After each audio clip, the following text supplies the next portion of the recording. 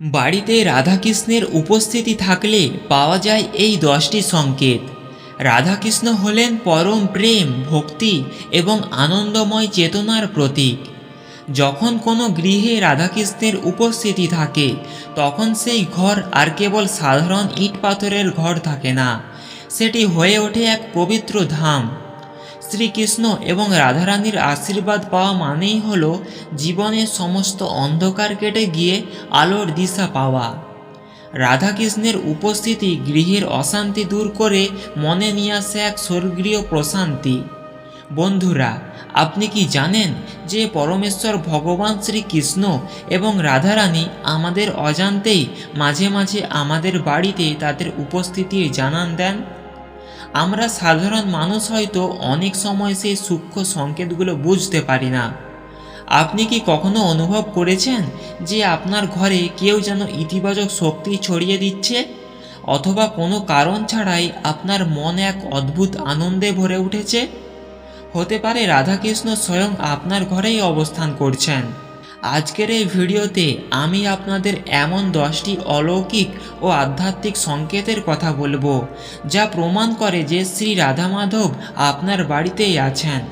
বিশেষ করে 10 নম্বর সংকেতটি শুনলে আপনার চোখে জল আসতে পারে, তাই ভিডিওটি শেষ পর্যন্ত অবশ্যই দেখুন।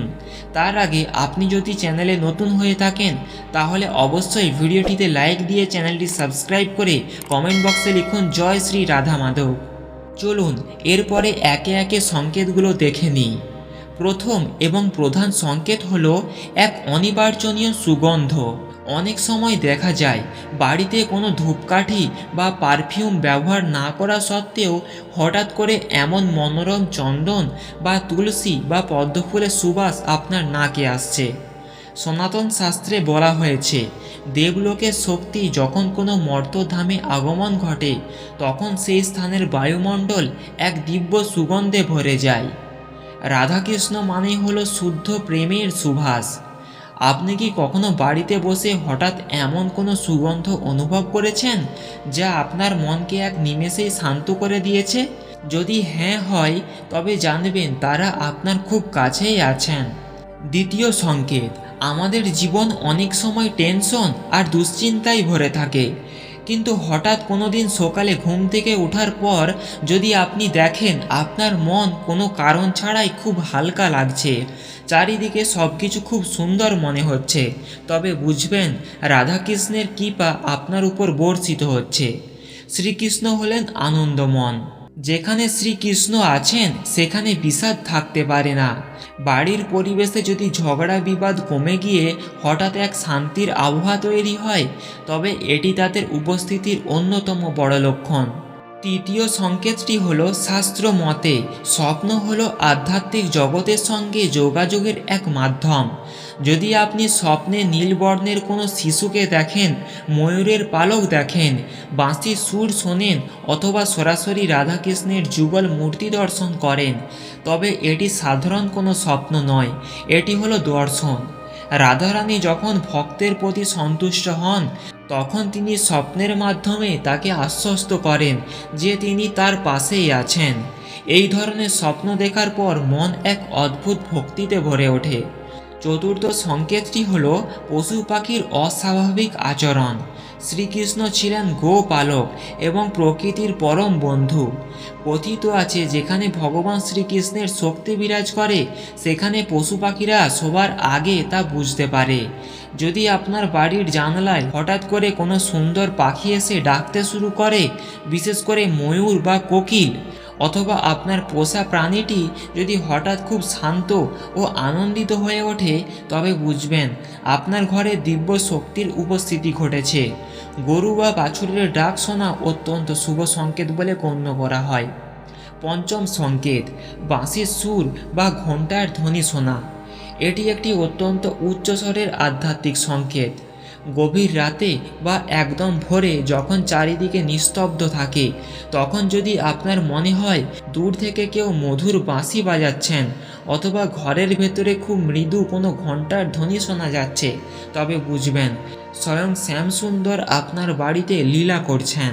অনেক সময় ভক্তরা ঘরে একা থাকলেও মনে করেন যেন কেউ অলক্ষ্যে গান গাইছে বা রাধা রাধা নাম জপ করছে।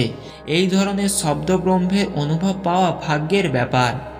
ষষ্ঠ সংকেতটি হল বিগ্রহ বা ছবি বিবর্তনের অনুভব করা। আপনার বাড়ির ঠাকুর ঘরে যদি রাধাকৃষ্ণের কোনো বিগ্রহ বা বাঁধানো ছবি থাকে তবে ভালো করে লক্ষ্য করুন। অনেক সময় দেখা যায় বিগ্রহের মুখ আগের চেয়ে অনেক উজ্জ্বল লাগছে, বা ছবির কৃষ্ণ যেন আপনার দিকে তাকিয়ে মৃদু হাসছেন। শ্রীকৃষ্ণের চোখ দুটি যদি আপনার মনে হয় অত্যন্ত সজীব, তবে জানবেন তিনি সেই মুহূর্তে প্রাণবন্ত হয়ে আছেন। ভক্তের ভালোবাসায় ভগবান পাথরের মূর্তিতেও সাড়া দেন। বন্ধুরা, আমাদের বাড়িতে থাকা গোপাল বা কৃষ্ণের মূর্তির দিকে তাকিয়ে কি কখনো মনে হয়েছে যে তিনি আপনাকে কিছু বলতে চাইছেন? সপ্তম সংকেতটি হলো অভাবনীয় কোনো বিপদ থেকে রক্ষা পাওয়া। জীবনে মাঝে মাঝে এমন পরিস্থিতি আসে যখন মনে হয় আর কোনো পথ নেই, কিন্তু হঠাৎ অলৌকিকভাবে কোনো না কোনো সাহায্য চলে আসে এবং আপনি রক্ষা পান। এই মিরাক্কেল বা অলৌকিক ঘটনাই হলো রাধাকৃষ্ণের উপস্থিতির প্রমাণ। যদি দেখেন আপনার বাড়িতে বড় কোনো দুর্ঘটনা হওয়ার কথা ছিল কিন্তু খুব সামান্যতে তা কেটে গেল, তবে জানবেন শ্রীকৃষ্ণের সুদর্শন চক্র এবং রাধারানীর আশীর্বাদ আপনার বাড়িকে সুরক্ষা করে দিচ্ছে। অষ্টম সংকেতটি হলো প্রসাদের স্বাদে পরিবর্তন। আপনি কি কখনো খেয়াল করেছেন প্রতিদিনের মতো রান্না করা খাবার কোনো বিশেষ দিনে অমৃতের মতন লাগছে? যখন বাড়িতে রাধাকৃষ্ণের কৃপা থাকে তখন সাধারণ ভোগও মহাপ্রসাদে পরিণত হয়। আপনি হয়তো সাদা বাটা কোনো খাবার পরমাত্মাকে নিবেদন করছেন, কিন্তু সেই খাবারের আস্বাদ অন্য দিনের চেয়ে অনেক বেশি তৃপ্তিদায়ক। এটি তখনই ঘটে যখন ভগবান স্বয়ং সেই ভোগ গ্রহণ করেন। নবম সংকেতটি হলো নাম সংকীর্তনের ইচ্ছা জাগা। যদি হঠাৎ করে আপনার মনে হয় একটু ভজন শুনি, একটু হরে কৃষ্ণ মহামন্ত্র নাম জপ করি অথবা রাধারানীর নাম গান করি, তবে জানবেন এটি আপনার মনের নয়, এটি শ্রীকৃষ্ণের প্রেরণা। যখন তিনি কোনো ভক্তের হৃদয়ে আসন গ্রহণ করেন তখন ভক্তের জিহ্বায় আপনি থেকে হরিনাম আসতে থাকে। ঘরে বসে হঠাৎ করে গুনগুন করে রাধাকৃষ্ণের নাম গাওয়া তাদের উপস্থিতির এক পরম সংকেত। 10 নম্বর সংকেতটি হলো অঝরে চোখের জল। এটি হলো ভক্তির চরম শিখর। আপনি যখন রাধাকৃষ্ণের সামনে দাঁড়িয়ে প্রার্থনা করছেন বা কোনো ভজন শুনছেন, তখন যদি আপনার অজান্তেই চোখে জল পড়তে শুরু করে, তবে জানবেন শ্রীকৃষ্ণ আপনার হৃদয়ে এবং আপনার ঘরে পুরোপুরি আবিষ্ট হয়ে আছেন। শাস্ত্রে একে বলা হয় অশ্রু, যা প্রেমের অষ্টসাত্ত্বিক বিকারের একটি। এই চোখের জল প্রমাণ করে যে আপনার আত্মা পরমাত্মার স্পর্শ পেয়েছে। যখন ভক্তের হৃদয়ে প্রেমের জোয়ার আসে তখন রাধারানী স্বয়ং সেই ভক্তের হাত ধরেন। বন্ধুরা, এই 10টি সংকেত আমাদের বিশ্বাসের পাথেয় হতে পারে, কিন্তু একটি বিষয় মনে রাখবেন, সবচেয়ে বড় সংকেতটি কোনো অলৌকিক শব্দ বা সুগন্ধ নেই।